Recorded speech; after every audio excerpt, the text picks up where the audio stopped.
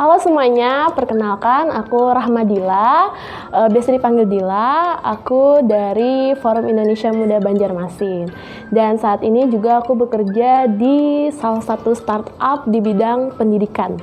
Nah, hari ini aku mau review sebuah buku yang bestseller nih, yang kalian pasti udah nggak asing lagi lihat di etalase bestsellernya toko buku, yaitu buku dari Mark Manson yang judulnya Sebuah Seni untuk Bersikap Bodoh Amat. Nah, buku ini sudah aku bilang tadi kan bestseller versi New York Times dan Globe and Mail. Nah, selain itu juga buku ini sudah cetakan yang ke-22 di Indonesia sejak Februari 2018. Wah, jadi udah buku yang laris banget ya. Nah, buku ini mengajarkan kita untuk bodo amat terhadap hal-hal yang kurang bermakna dan memiliki hubungan dalam hidup.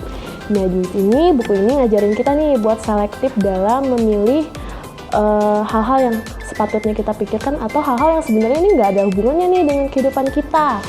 Nah, kemudian di dalam buku ini cukup menarik sih. Mark Manson ini dia menceritakannya dengan memberi contoh, misalnya tokoh-tokoh atau orang yang dia kenal dan dia bahas di buku ini gitu, menggunakan contoh cerita. Oh ya, Mark Manson sendiri adalah seorang blogger yang terkenal di New York, dan buku ini, buku Sebuah Seni untuk Bersikap Bodoh Amat ini adalah buku pertama dia. Nah, di buku ini juga si Mark nih ngajarin kita buat mengakui gitu kekurangan kita, menerima kekurangan kita gitu. Jangan sampai kekurangan kita ini menghambat kita untuk maju ke depan. Nah, dia juga bilang nih, jangan sampai kita terperangkap dalam denial tentang kekurangan dan kegagalan yang ada pada diri kita. Selanjutnya nih, si Mark ini juga ngajarin kita nih untuk memperdulikan hanya sedikit-sedikit hal aja yang ada di hidup kita. Jangan sampai nih, dia kasih contoh, misalnya kita marah sama sesuatu hal yang sebenarnya nggak ada hubungannya dengan diri kita. Marahnya yang berkepanjangan itu membuat kita seharian jadi bad mood, padahal kalau kita nggak memikirkan marah tersebut, kita bisa menghadapi seharian itu dengan lebih baik.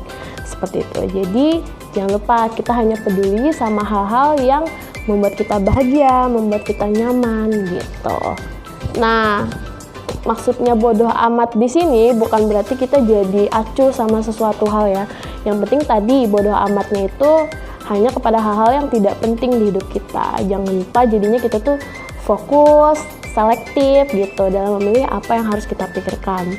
Karena terlalu banyak yang dipikirkan kan bikin pusing juga. Nah, jadi di sini Mark juga ngajarkan buat kita itu menemukan masalah, menikmati masalah dan memecahkan masalah itu adalah hal-hal yang akan membuat kita bahagia gitu. Jadi menurut aku sih buku ini menarik banget buat dibaca, dan buku ini juga bestseller, berarti udah recommended banget nih untuk dibaca oleh teman-teman semua.